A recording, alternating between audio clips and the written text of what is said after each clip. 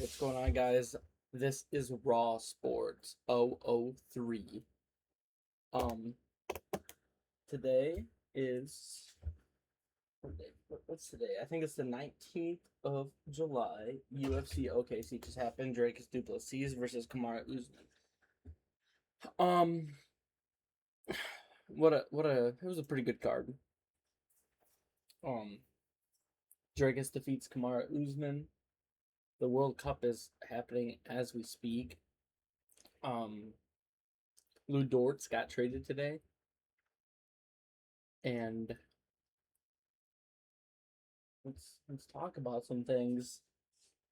Um, so first off and foremost, let's talk about this fight right here. This fight was absolutely crazy. Tommy Guns McMillan attempted 513 sig strikes.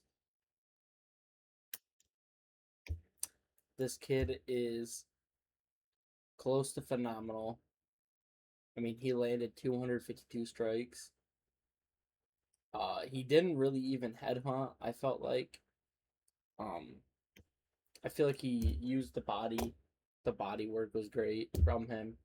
He really applied a lot of pressure to Alberto Montez. Just watching that fight back was amazing. It was a thrilling fight. I I don't know how Alberto Montez lasted so long, but Tommy got cracked a few times too. Like Tommy has a chin on him. Um, I loved how Tommy used every versatile skill that he could have used. He used knees, he used kicks, he used fucking elbows, he used body work. He threw the straight a lot, and the straight really helped him set up a lot of the punches, the combinations that he was throwing. Um, I'm surprised Alberto Montez didn't try to wrestle him at all. I but it only gets harder from here. Alberto Montez, we all thought it was going to be a tougher fight, I think, and it really didn't look like a tough fight for him at all. I'm excited to see Tommy fight again, and I'm excited to see him fight a better opponent. I'm excited to see if Tommy McMillan holds true to an opponent that can actually punish him for moving forward, and just like Tommy just moves forward hands down. I'm excited to see somebody that he has to respect in the cage. It's gonna be interesting. I think he will fight technical. I think he just goes in with a lot of confidence, and maybe Alberto made him respect him a little bit more, but I don't think he had a lot of respect for him. So when he actually fights a guy that has a lot of respect for him, I'm excited to see what. When Tommy fights a guy that he has a lot of respect for, the punches, and the damage that can be done to him, I'm excited to see that. Is what I meant. Um, but McMillan looked calm in there, even when getting caught. They played the replay of the knee, and dude, Tommy's eyes were like in the back of his head, and he still looked calm. He still threw the strikes that he needed to throw. He put the pressure on Alberto, and Alberto literally just couldn't keep up with it. Yeah, but Tommy looked fearless in there. Montez is tough, man. Montez is tough for lasting that long on 200 significant strikes. The next fight I want to talk about was this Chase Hooper fight. I actually bet money on Mitch Ramirez. I went 3 for 4 last night on my main card, on my 4 main card picks here. I had Duplessis, CLD, Tommy, and I bet Mitch Ramirez because Chase Hooper looked like shit at the weigh-in. Chase Hooper missed weight. It looked to me like Chase Hooper didn't even want to be there. So I kind of thought that Mitch Ramirez might win, but it didn't end up happening. Chase Hooper had the size advantage over Mitch Ramirez anyway. And that weight miss, he looked rough, but I don't know if it could have played a factor. It could have. I don't think it played a very big factor if it did. Chase is huge, and it looked effortless for Chase Hooper to get Mitch Ramirez on the ground and submit him. He was choking him with his left arm. He didn't even have the choke locked in, and he was just choking him with his left arm. And Mitch's face was turning bright red like a tomato, and it was kind of just very interesting to see that Chase Hooper did that to a guy because Chase Hooper got a lot of hype from that one quote he put down. It had to have been in the Jim Miller fight, and then he went on to lose to the mediocre opponents. Yeah, I do remember watching this on the Seattle card, but it just really, I don't know. I didn't think Chase Hooper was gonna win at all, but he really did prove me wrong, and he made it look effortless.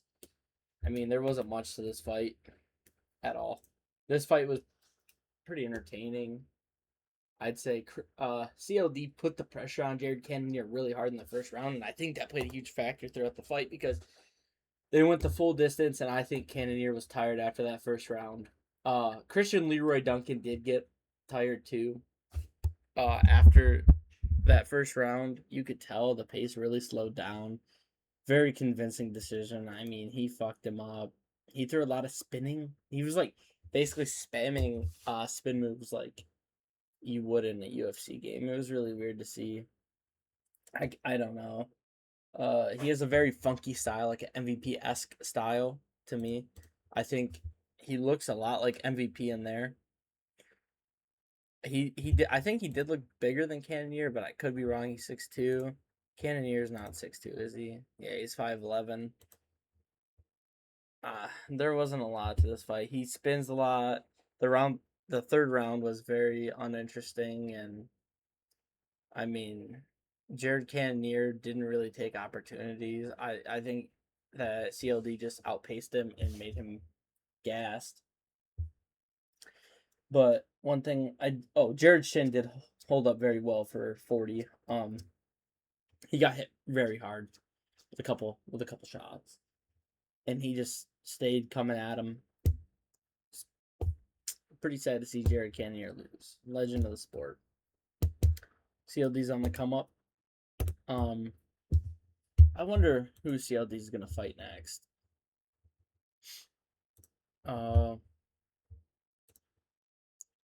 I think you give CLD an RDR or a Joe Pyfer. I don't really like Joe Pyfer fighting down, but RDR I could see fighting down. But I think RDR did RDR move up? I think he might have actually moved up to. Is he still at middleweight? Yeah, I think he's still at middleweight. But RDR's lost 2 straight.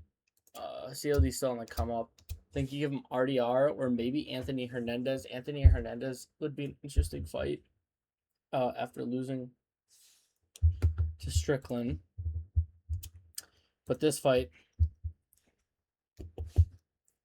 Dracus looked good. Dracus is good. We know that he hasn't fought in a year, and I think he took a lot of time to recover from that Hamzat fight and really work on the wrestling and the takedown defense. I mean, if you look at the stats here, Kamaru Usman 0 for 7 on takedowns, which is not like him. I mean, he is older. He is digressing. I think he needs to retire. The Nigerian Nightmare didn't look great tonight or last night. I don't know. His chin held up very well. I mean, Drake hits fucking hard, and Kamaru Usman just stayed up. I mean, there's not much to say about this fight. It was a pretty dominant fight from Dracus. Kamaru Usman is on the way out, and I think Dracus. I don't know. I don't know what you do, Dracus. To be honest, I would say give him the title shot. Let them fight a third time, because I think Strickland honestly won that first fight, and that second fight obviously was Dracus, but I think Strickland won that first fight. I don't know how it was a. Oh, it was a split decision. Okay. But yeah, I don't get how that fight was bullshit, and then for him to beat him and beat Adesanya was entertaining. But I don't think this loss has a whole lot. I think that Hamzat had a very good weight cut and everything, but when Hamzat fought Strickland, he had a very tough weight cut and he didn't look great. And I think he missed weight and the UFC bailed him out because they didn't want to sell that main event. I think Drakus should fight Strickland for the title. And if he doesn't, I think he needs to fight Brandon Allen or Kyle Brahala. I think if Duplessis doesn't get the title shot, Imamov will get the title shot. I don't know if they'll give Drakus the title shot because I think they might want a rematch out of Hamzat and Strickland, but I don't even know if Hamzat wants to make middleweight anymore. If Hamzat moved over here to light heavyweight, I think it would be easy work. Everybody in this division isn't great. I don't see any real wrestlers, really. And I think that if Hamzat goes over to light heavy, he'll be pretty dominant over there, and there's not much that anyone will be able to do to him. But I think Drakus deserves a title shot. I really do. I would love to see it in the near future. But one thing that's very interesting was if we go to Ben Askren. It doesn't show it on here. Oh, right here. Ben Askren returns to RAF after he died 4 times. You know, everybody hates on Ben Askren. He only lost to Bilal Muhammad 6-3. And I mean, you can't really end it much better than Ben Askren did after dying 4 times. His insurance, I don't even know, his insurance denying, and him still going and wrestling after he couldn't even walk or do anything alone, and after he was like 115, 20, 30 pounds, whatever he was. For him to go back there and do what he did yesterday, that was pretty incredible, and I think everybody needs to give their props to Ben Askren. I think it's just incredible to see Ben Askren return to the mat after that whole ordeal with his lung transplant. Armin Sarukian lost his first match in RAF, which is pretty interesting, to Colby Covington. I think that's a great spot for Colby Covington to be. I mean, he's not a good fighter anymore, but he's a good wrestler, obviously. He beat Armin, so that's pretty cool to see. Argentina and Spain are tied at halftime during the recording. I wonder. Let's see some stats here. Looks like Spain's got a lot of momentum.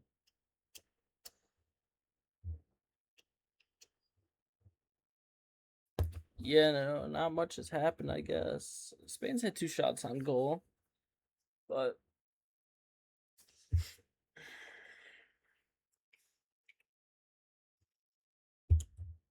yeah, I don't know.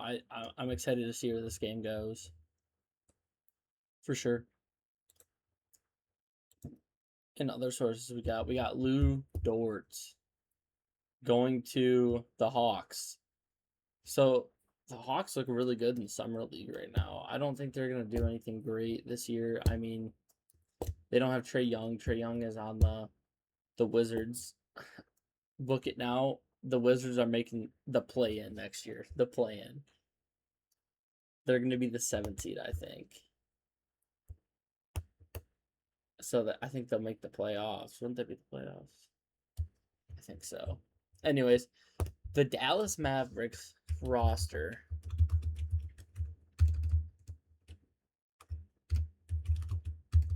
Can't spell. My apologies. The Dallas Mavericks roster just got so much better in acquiring Zachary Riche.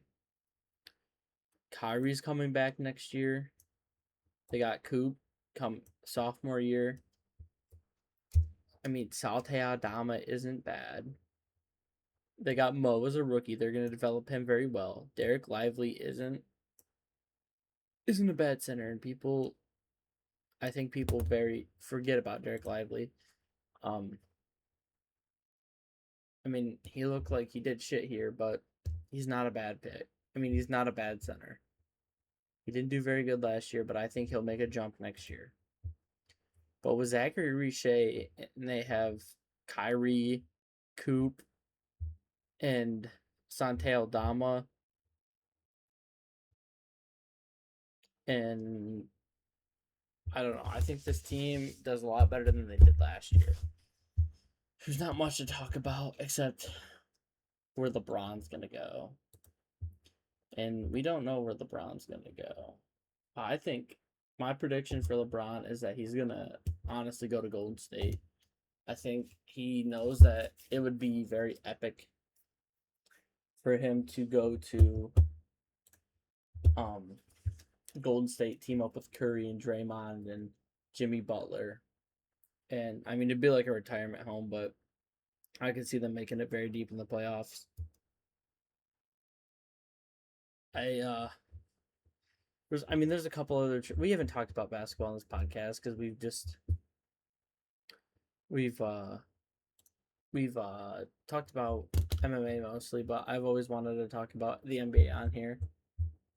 Um, I think this move was very stupid by the Pistons. I don't know why the Pistons would trade Karis LeVert. Karis LeVert was not bad in the playoffs. I mean, he wasn't great, but you traded a guy that did decent for two bums, so it's whatever. Um, this July 1st, so 18 days after this, and it's aged like milk. Still, I mean, it might age better during the season, but holy shit, was this a terrible fucking trade? I mean, they got two first rounds into it, but two first rounders in it, but I mean, you just gave away one of the best players in the NBA for Paul George, which is rapidly degressing. I don't know. I think the Celtics sold here. Um, but the Celtics say that they're very comfortable with the roster and they're feeling very confident in it. So I think the Sixers are going to be a great team next year. I mean, the question is always what if Joel Embiid can stay healthy. Can he stay healthy? Probably not. If he does, I think they'll be a great team. A lot of people say that Joel Embiid is not very good, but I mean, he's always hurt, but when he's out there, he's one of the best players in the league. Uh, Lakers are so back. Um, there's one more trade. No, no, no, no.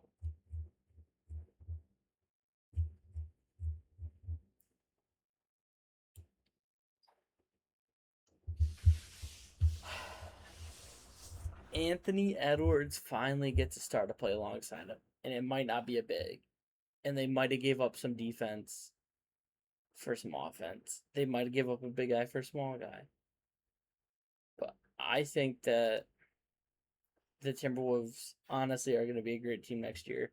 I mean, they were doing well in the playoffs last year. They beat the Nuggets and then lost to the Spurs, but I, if they play a good brand of basketball, I think the Minnesota Timberwolves are going to be a great team next year. I think the Hornets got worse with this trade. They're keeping their street safer, but I think that they definitely got worse with this trade. They added Nas Reed, but they traded Macau. What was it? Macau Bridges for Miles Bridges away the next day. Uh, Miles Bridges. So they're kind of just blown up the team. I mean, they got Brandon Miller still out there.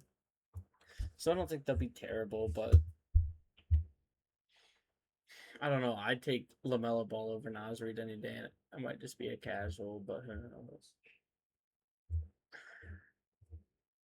Anyways, I just plan on doing a short one here tonight. I haven't put anything up, so if you guys are listening, thank you very much, and I appreciate every single one.